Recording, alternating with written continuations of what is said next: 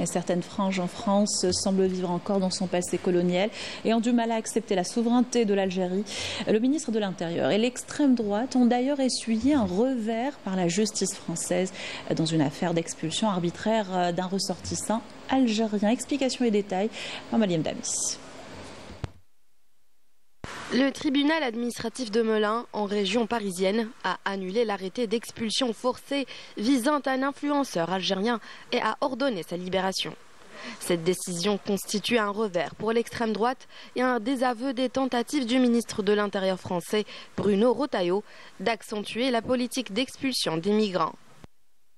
Oui. Effectivement, il expliquait sur LCI que la loi était mal faite, mais avant de blâmer la loi, j'invite notre ministre à déjà bien l'appliquer. Ici, il a évidemment pas choisi la bonne procédure, et de toute façon, selon l'examen que j'ai de ce dossier, quand bien même il aurait appliqué la procédure que le tribunal administratif l'invite à appliquer, je considère que, eu égard aux attaches profondes qu'a cet individu algérien avec la France, eu égard à la Convention européenne des droits de l'homme, dont nous sommes partis, mais aussi aux droits communautaires, notamment la directive Retour, cet individu est inexpulsable.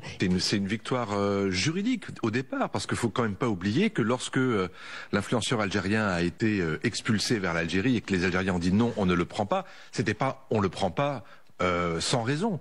Ils ont avancé à ce moment-là un certain nombre de points de la procédure qui n'avaient pas été respectés. Sur ce point-là, oui, c'est une victoire des juristes algériens sur les juristes français et c'est une victoire politique parce qu'évidemment, dans ce bras de fer qui existe aujourd'hui, eh bien, à chaque fois qu'ils peuvent montrer que la France se trompe, eh bien, ils marquent un point. La décision du tribunal a confirmé les interprétations de cet incident, le qualifiant de tentative de l'extrême droite d'utiliser les migrants comme un levier de pression dans sa campagne acharnée et malveillante contre tous les Algériens. Une démarche raciste et discriminatoire dénoncée par les Français eux-mêmes. Oui, il y a une problématique aujourd'hui de l'extrême droite qui avance sur son agenda politique. Et le meilleur exemple, c'est Bruno Retailleau. Donc ces gens préparent l'arrivée au pouvoir de l'extrême droite. Donc il y a encore des gens dans ce pays qui qualifient effectivement politiquement ce qui est en train de se passer. Et oui, ce sont des éléments du fascisme qui sont en train de progresser. La politique controversée du ministre de l'Intérieur provoque une forte indignation parmi les Français. L'opposition parlementaire dénonce un dérapage inquiétant, estimant qu'il met en péril la cohésion de la société du pays.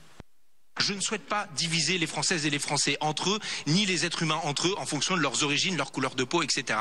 Il faut faire ensemble. Or, M. Retailleau passe son temps à mettre de l'huile sur le feu là-dessus, parce que ça permet de ne pas discuter des questions sociales et de tout le reste des problématiques qui ont lieu dans le pays. Ils sont depuis 7 ans au pouvoir et ils prennent la situation actuelle en disant « Regardez, c'est scandaleux, la violence augmente, etc. » Mais c'est leur bilan. La situation actuelle, c'est leur bilan. C'est leur bilan. Il faudrait peut-être leur poser la question à un moment donné, de les confronter à leur propre bilan et leur propre inefficacité, innocuité de leurs propositions politiques.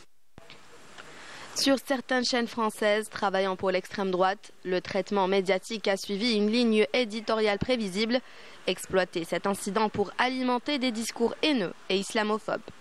Mais l'annulation de l'expulsion de l'influenceur algérien a mis en lumière les contradictions de cette rhétorique anti-algérienne, tout en renforçant la légitimité de la position d'Alger, fondée sur les principes de la diplomatie et les accords bilatéraux sur la circulation des personnes entre les deux pays.